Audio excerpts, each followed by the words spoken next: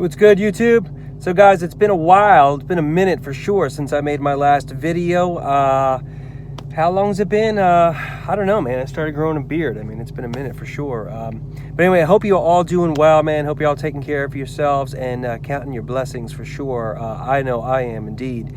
Anyway, guys, it is, what is it? Middle of October, October 18th, something like that, 17th, 18th. And the fall has come upon us here in North Carolina. We went from like 85 degrees or 87 degrees the other day to like 60 right now. It's cold out with like evenings in the 40s and all that.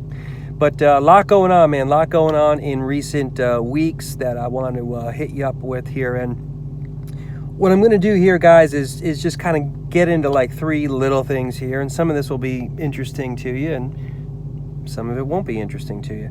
But here's what I want to get into. First off, man, welcome to the new subscribers, man. Something's happened in the last 6 weeks. I really don't know how YouTube works in terms of them determining, you know, which videos they're going to promote, you know, which ones are going to become recommended videos and be put into your feed and all that. All I know, a couple of mine got selected, and like one day I had a video, this one like bad sales and bad superchargers, right? And it had like 7,000 views on it, you know, for months. And then all of a sudden it's getting like 1,000 views a day. And like now it's at like 80,000 views or something, which is great. But it's also got a lot of thumbs down though, because that video, I kind of embellish a little bit, man. I go on a little Hellcat shopping journey, and I'm kind of looking at a car I'm really not interested in to begin with. And I'm kind of talking, and I'm like, yeah, well, you know, if the dealership does this and this and this and this and this and this, then maybe I'll think about it, you know. And a bunch of you guys are like, dude, what's wrong with you, man? You know, you're a jerk. What's wrong with you? You know, and a couple people who are like, yo, you know, I'm a salesman, man, and I hate people like you. So I kind of laugh because I embellished a little bit in the video, man. I mean, I wasn't really interested in the car, and I was really just curious to see what they were gonna offer and how serious they were to get rid of the car, and you know, whatever, man. You know, anyhow, putting that all aside, welcome to the new subs out there. And I have to say, man, with all the new traffic, and of course some people went to that video and then they went on to others, and I got like, you know, getting close to 3,000 subscribers now, which is cool because I was like at 2 months ago. So that's pretty cool, like 500 new ones a month without trying or posting any new content. But a lot of questions, man, a lot of comments from people who are looking to buy cars, questions about Challengers in particular, and about financing and stuff like that. And so that kind of takes me to my second point here, man, which is to give you guys a heads up.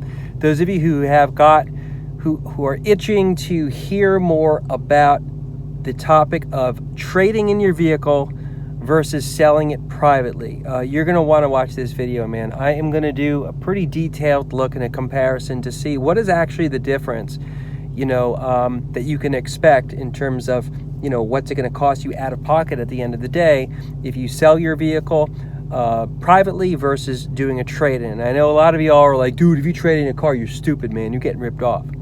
No, well, you're only stupid, or you're only getting ripped off if you do it the wrong way. You know, a lot of times trading in your vehicle as opposed to selling it privately makes the most sense, right? It really depends on a lot of factors. What factors are there? Well, you're going to have to wait for the video, man, because I'm going to get real into it. I'm going to do math. I'm going to show you specifically what the differences can be. And you may be surprised, man. You may be surprised with what you walk away with it from. So, or walk away with it with. Yeah, there we go. Okay, third thing I want to share with you guys is here we are in the Hellcat. I was about to say the trusty Hellcat, but I've actually had a couple of warranty issues, guys, come up in the last 2 months. Now, for those of you who are unaware of this car, this is my 15 Challenger Hellcat. I bought it used with 13,000 miles on it. I've got a little over 18,000 miles on it now, and I've actually had a couple of issues with it, one of which did cost me a little bit out of pocket, and the other was a bigger thing but didn't cost me anything. The first one, I noticed this, man, actually shortly after getting the car, it sounded like a little creak noise, and it was kind of weird because I don't know, at first I thought it was the springs, but it was like, it wasn't an up and down squeak, it was like a front to back squeak. And when I realized what it was, is actually when I was hitting the gas, the active exhaust systems in the SRT cars, they open up. There's a little door in the exhaust that opens up as you hit the gas. And what happened is there's a little defect where basically in that little door that opens up inside the exhaust system had a little squeak to it. And you can't, it's an actual defect. You can't WD-40 it or grease it or do something like that. You actually have to replace it. As it turned out, man, the dealership I bought it from, they'll basically fix anything with the car within 30 days. Well, my bad on me. I waited more than 30 days to do it, and it technically wasn't a powertrain warranty issue. And this car is just over 3 years old, so it wasn't covered under the basic warranty either. So they basically said to me, look, man, we'll do this for you, but it's going to be $400. And I was like, I'm not going to do it. So what I did was, being that I like the louder exhaust sound on the SRTs, which is, you get the louder sound when you're in track mode. In case you guys don't know that, if you're in street mode, the exhaust is open 50% when you hit the gas. Sport mode opens 75%. And then if you have it in track mode, the door opens up and you get full free flow of the exhaust when you get on that throttle, and it's considerably louder if you listen to it. There is a mod that you can put onto your onto the active exhaust motor that actually tricks it into always being in track mode, which means your exhaust is always going to be a bit louder. So, when you start it up in the morning, it's fully open and then it kind of gets quieter. Well, that's two things happening. It's your RPMs going down, but also the active exhaust system closing. And so what's nice now is I have this little piece, and it was $150. I put it on myself, and it works great. It sounds good, and I don't hear that little squeak anymore because it ain't moving the door, because the door is wedged open permanently now. So those of you guys who have that issue, it may drive you a little crazy. It drove me a little nuts because I was like, dude, the previous owner is a buddy of mine, and I was texting him and I was like, dude, there's nothing wrong with the car, right? We didn't really know what it was, and then I discovered that's what the issue was. And again, not a big deal, but if you notice that, again, it's not an up and down squeak, it's a sort of momentum squeak. It's like when you're hitting the gas, and letting it go, you kind of, that door opening and closing is what's been making that noise. So keep that in mind. MFer, and I'll put a link in the video description here so you can go check it out. There's also another guy who has a similar type of product. It works, but it's a little messy, if you know what I'm talking about. You probably don't know what I'm talking about. You don't know what I'm talking about, never mind. But MFer is the one I think you want to go with, man, because it's nice. And then the other issue that I had, warranty issue, and this was I just picked the car up yesterday. They had it overnight, was the rear differential. As I noticed this as I was dropping my kids off to school in the morning, going around the bend, around the school, to the front door, I noticed it's like, man, going slow as I'm making these kind of sharp turns around the bend, I hear this kind of groaning, weird noise coming from the back. And it didn't take me long going on Challenger Talk and Hellcat.org to figure out, okay, it's the issue, it's the rear differential.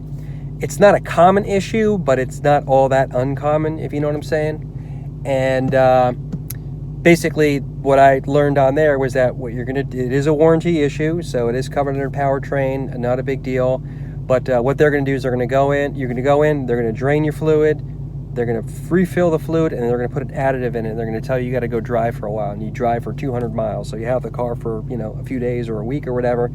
After 200 miles, if it's still making that noise, they got to swap out the rear differential. And that's what they wound up doing. So I got the car back yesterday, and it sounds fantastic. It's great.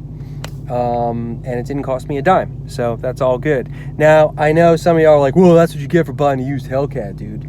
Well, no, it's not, because that wasn't because of abuse to the car, because there are other people who have had the same issue who have never tracked the car or done anything to burn out with the car, who had the same thing.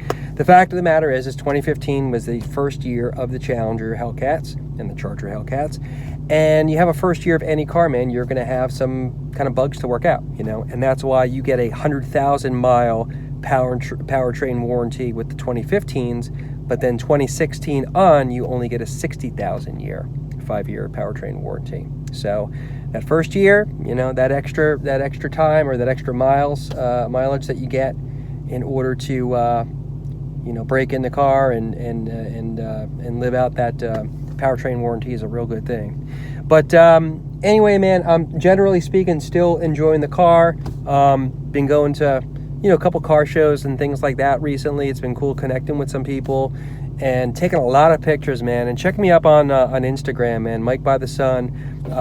I've really been having a lot of fun with sunsets. I know some of you are like, yo, man, that's corny. No, it's cool, man. Check them out, man. This car, this Sublime Green, is a really, really awesome color to just put in front of any kind of scenic vista, man. And it's just like, it's so photogenic. You get these great moments like that, and that's one of the reasons why I got the car, man, is to just to enjoy it in that way. So anyway, guys, that's it. Hope you all doing well. If you are new to the channel, subscribe. If you are a recent subscriber, welcome. And I'm going to be trying to get some new content out to y'all fairly soon. And again, that next video is going to be focusing on the trade-in versus the private sale. What makes the most sense? So, all right, guys. Thanks again. Until next time. Later.